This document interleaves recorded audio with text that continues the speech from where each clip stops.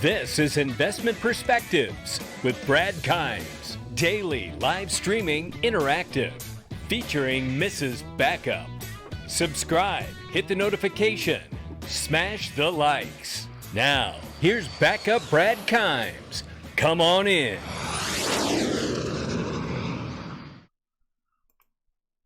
Good morning, everyone, and thanks for coming back to Investment Perspectives. I'm Bradley Kimes, and you can follow me on Twitter and everything we're talking about here on my Twitter feed at Backup Bradley above. Okay, so let's get into this thing. Ripple, a blockchain infrastructure company. In the recent Julia Chatterley interview, this was what Brad Garlinghouse used to define what Ripple the company is.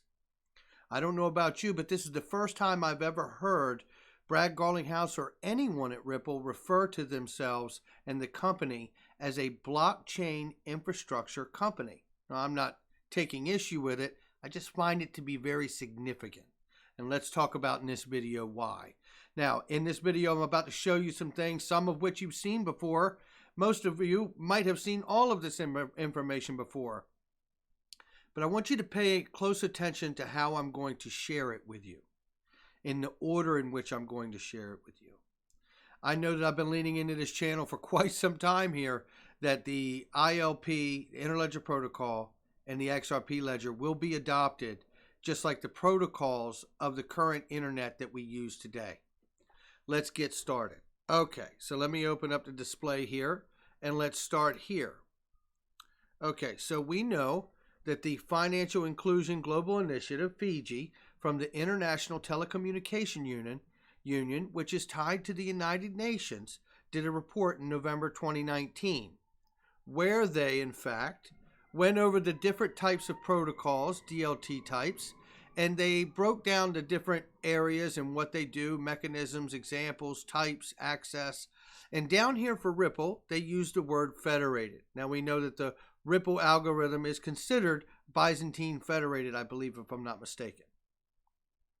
But the point of the definition of federated is to unify many different layers as to come together as to appear and to be and act as one single layer. There you go. So there you go. There's a suggestion and a hint there that federated, which is what Ripple consensus algorithm is the job of it is to unite all of these different networks and other layers of protocol together to act as one single layer. Okay, we also recently had David Schwartz last week at a developers conference make this statement, and I paraphrase, that we need to see all these different siloed networks be federated, come together and be federated as one single layer. And I'm paraphrasing, but that was essentially what his remarks were.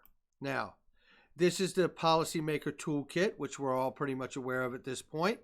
We heard in the Julia Chatterley video, just to update that, she talked to the blockchain, head of blockchain at JP Morgan, said if the Fed coin in fact makes a, or if the Federal Reserve in fact makes a Fed coin, JPM will drop their coin, leaving only XRP as the example of settlement for crypto assets designed for inter and intra-bank payments and settlement. This is interesting because, again, it highlights the fact that I do believe that the Fed is going to have a Fed coin. That's why they had the Federal Reserve Faster Payments Task Force to begin with.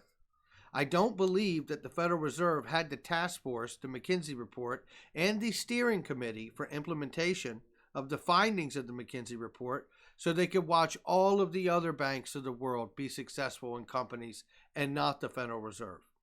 Let's keep it going. This is a list of web payments working group status.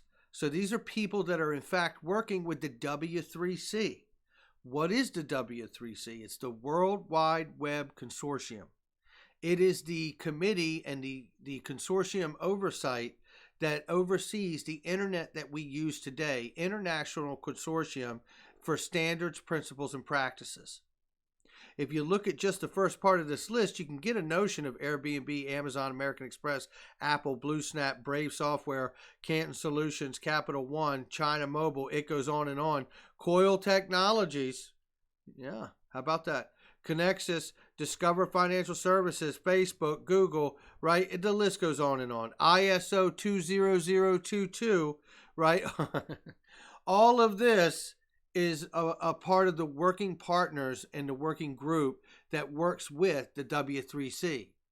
The majority of the people on this list were also on the Federal Reserve Faster Payments Task Force. The W3C was gifted the Interledger Protocol. Yep.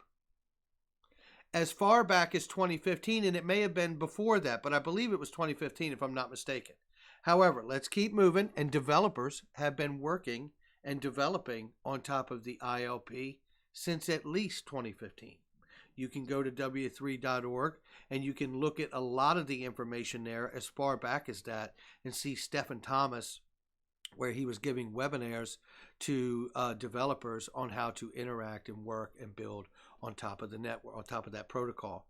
Let's keep it going. So here is Mike Novogratz just recently at a conference at Milken Institute. Let's listen to this because you may have heard it, but let's listen. Possibilities. Something is going to be the trust layer that lots of stuff gets built on.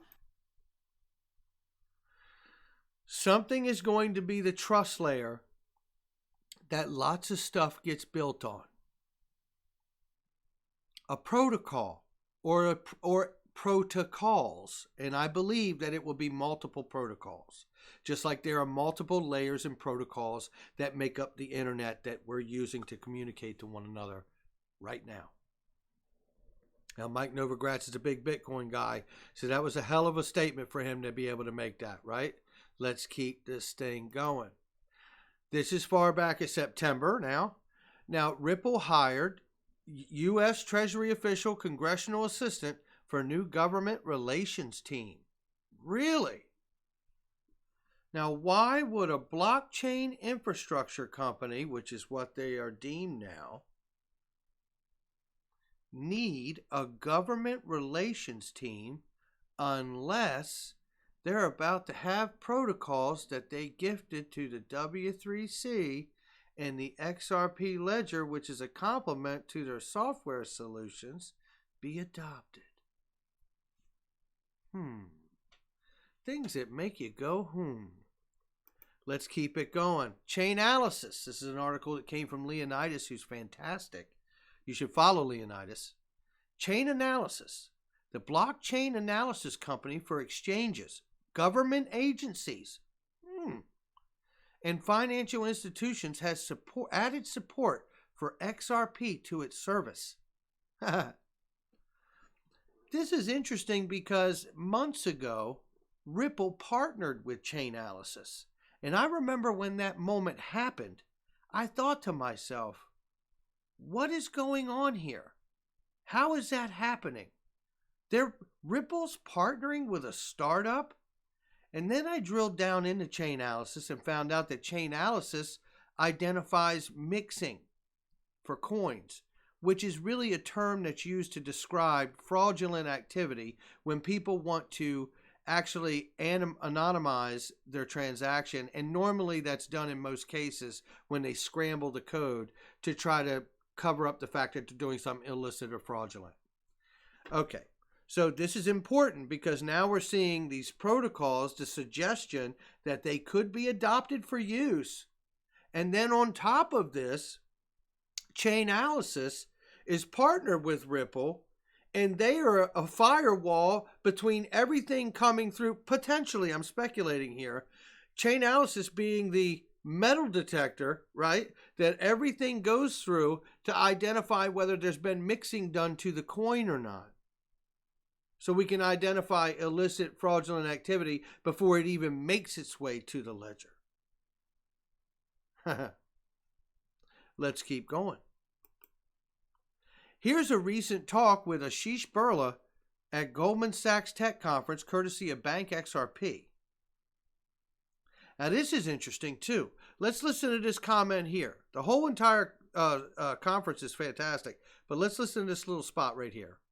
Yeah, I think the other thing we really didn't talk about much is regulation. And listen, for institutionals to come into this space, which I think is like the next thing that is going to happen here, the U.S. has to come up with a digital asset framework. Bingo. A digital asset framework. There we go. And that is the next big thing to happen, because he believes that once we have that, just like we've talked about here many, many times, that's when you will see the large institutions start to really reveal their hand about how they move into this space. Here's an oldie but a goodie from a month ago or so, and this is our buddy Glenn Hutchins. We love him. Listen to him talk about protocols of the internet and the protocol that we're talking about for the Internet of Value. Again, this came from Yahoo Finance. Translation protocol, I go through it, right? You just make use of the technology, and the protocols make it work. The people who really understand what's going on with digital currencies understand that putting these protocols in place, the blockchain protocol, the Ethereum protocol, the the Ripple protocol, and then enabling those protocols to cause transactions to occur. And then those transactions can be defined very broadly as not just moving things of value, but anything that's got an information content. Is extraordinarily transformative. The focus on the value of the token is distracting and uninformative. So maybe... Boom. And there you have it. Now let's move forward to this recent comment that came from Brad Garlinghouse in the Julia Chatterley interview from CNN, which was fantastic. That is a fantastic 21-minute exchange there of information. We view ourselves as a blockchain infrastructure company. The first vertical we've done is cross-border payments, he said. We want to make sure we are winning in cross-border payments before we do another vertical, but we will certainly do other verticals leveraging these technologies. A blockchain infrastructure company. Well, this makes sense to me, because what do they refer the XRP and the goal of the XRP ledger and the XRP token as? The Internet of Value. This means that as a blockchain infrastructure company, they are aiding all of the other companies out here that can gain or be served by bringing themselves to the Internet of Value or onto the protocols that are going to be, I believe, adopted as the financial payment infrastructure internationally and domestically.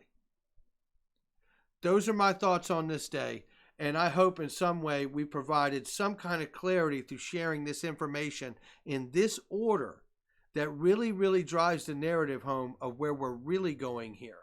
And remembering that in this article, he also stated that seeing themselves as a blockchain infrastructure company, they also see themselves as the potential to not just be Amazon the books, online bookstore, but Amazon as it is today of the internet. All right, guys, that's going to do it for me. I hope you enjoyed the video. Hit the like and subscribe and leave a comment below. Let's keep this conversation going. I will see you in the live stream where we can talk about all of this in real time.